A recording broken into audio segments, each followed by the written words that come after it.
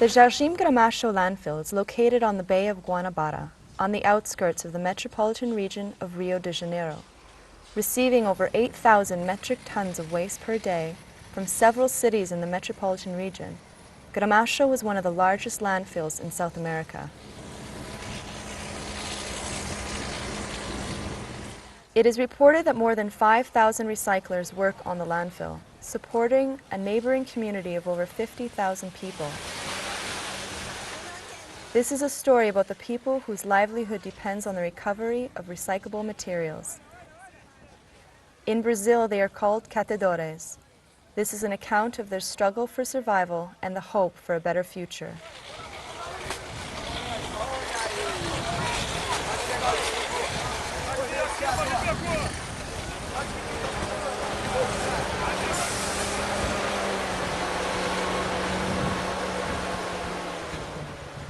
Jardim Gramacho was initially planned to be a sanitary landfill, but because of the lack of political will in its early years, it was left largely unsupervised.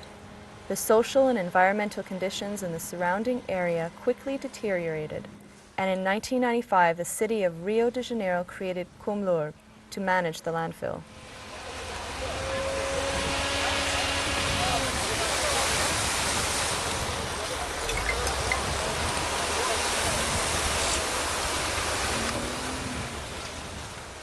One of Comlurb's first initiatives was to exclude the Catadores from the landfill.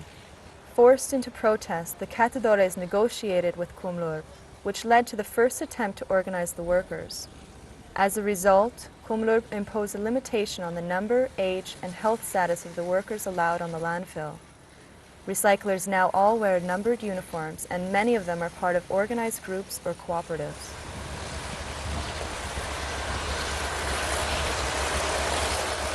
Working on the landfill is extremely dangerous. Toxic fumes, germs, and disease vectors are rampant, causing illnesses such as skin and respiratory infections. Sharp and broken elements amongst the waste constantly causes accidents. Many do not wear protective gear and take health risks, sifting through garbage barehanded and consuming salvaged food, being exposed to medical waste. Furthermore, the recyclers work between trucks and machines, continuously compacting and leveling the newly deposited garbage. Recyclers have to be quick and alert to not get run over. Almost every week there is an accident caused by the interaction between humans and machines. This goes on day and night, 24 hours every day.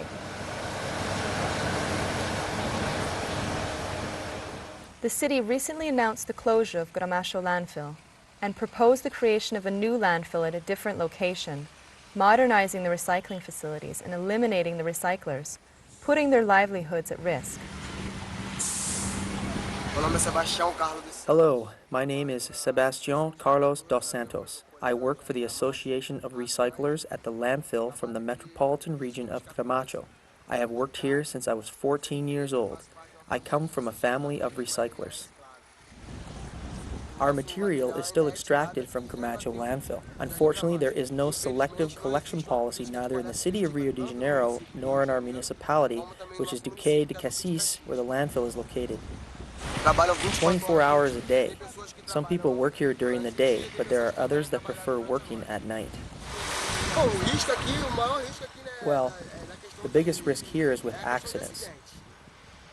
There are lots of people working and lots of machines on the ground. And what happens is a high risk of accidents. In terms of health, this data is not just from Gramacho landfill, but actually from the city of Duque de Caxias. There is a huge number of people with leprosy and tuberculosis.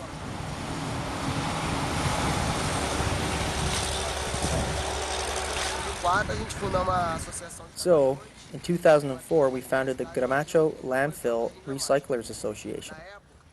The main goal back then was to have work and income for the recyclers. But the community has more problems than this, which includes health, housing, and sanitation. So we realized that we can't stay like this. We needed to fight for more social rights, and that the social problems go beyond just having work and income.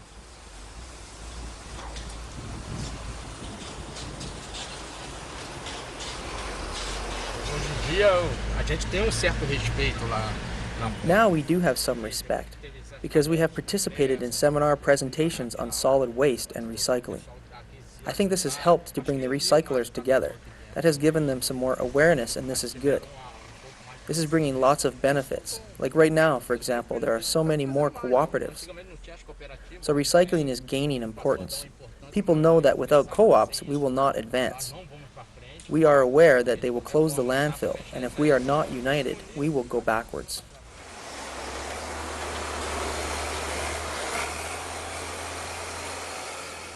In an attempt to recover recyclable materials, Kulmub created a small recycling center at the bottom of the landfill.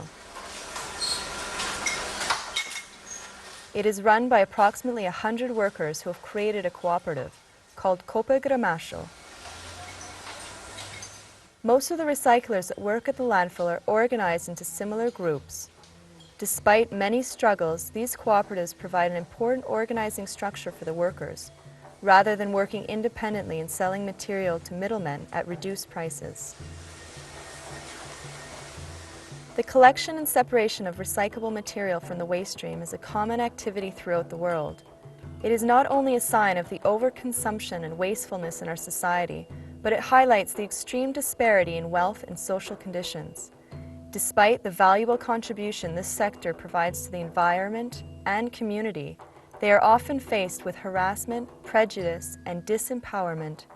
Many work independently or in small groups of families, earning barely enough income to survive. Grassroots cooperative movements around the world are challenging this paradigm. Since 2005, independent recycling groups from all over the world have started to organize themselves into a social movement. At the beginning, the gatherings were on the national level, for example in Brazil through the annual Festival of Waste and Citizenship, and later at the South American level, and more recently in 2007 at the international level. The recyclers' movements is one of the most important emerging social movements, particularly in Latin America.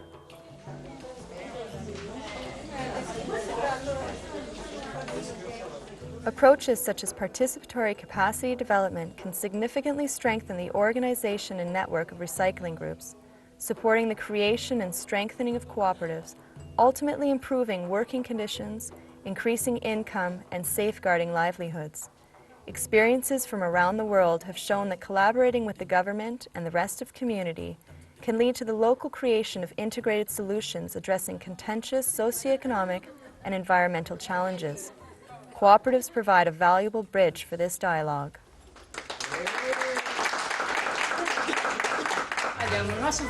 We are our own vehicles, dragging our feet and these bags on the streets. Vamos. Vamos lá?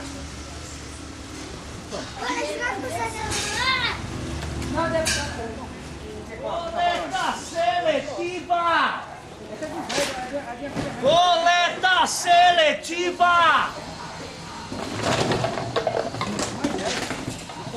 The selective collection here at Vila Lidia, as the other door-to-door collection follows a rule, similar to Vila Popular. We involve the community, youth, and apprentice teenagers to help us in this process. So, before we do the door-to-door, we ask permission from the people and involve the community in this process.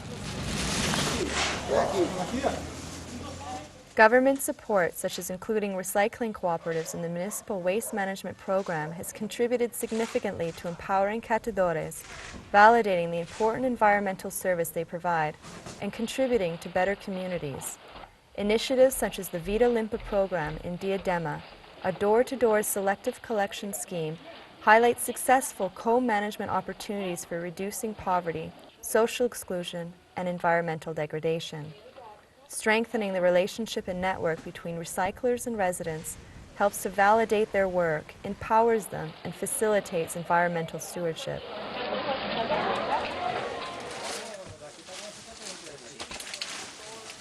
Selective waste collection leads to higher yields and better quality of material to sell to industry, resulting in higher returns for the cooperatives. Materials that come separated from the household level are also less contaminated, resulting in fewer health risks at the cooperative. My name is Niezi. I am from Alvarenga Landfill. I used to work in the landfill, then Dalva from the city administration came along and told us that they would build a depot, a space for us to work, and they did it. But before this actually happened, we had to go through a process. We had to take courses over a period of 5 years with Sabre and USP, and only then we could come to work here. Nowadays I work here. It has been 7 years since I started. It has changed a lot in my life. Before at the landfill, I used to work under rain and sunshine and did not have lunch breaks. I used to eat whatever I found in the garbage. I wasn't used to washing my hands. Now, here I do so. I wash my hands before eating. When it is time to go home, I am clean. Beautiful, of course. It has improved 100% since I was at the landfill.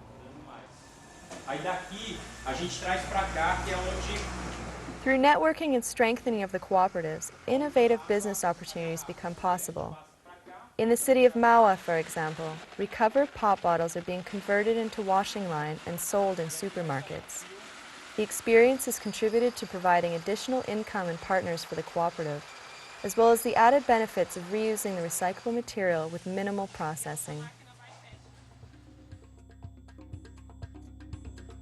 The organization and network of recyclers has now reached a global scale with the first International Congress of Catadores held in Bogotá, Colombia in March of 2008. The final declaration produced during this Congress highlights the point that, first of all, harassment and stigmatization are the major problem recyclers throughout the world are suffering, and second, there needs to be the organization to overcome this challenge. The gathering has strengthened and empowered the Catadores movement worldwide.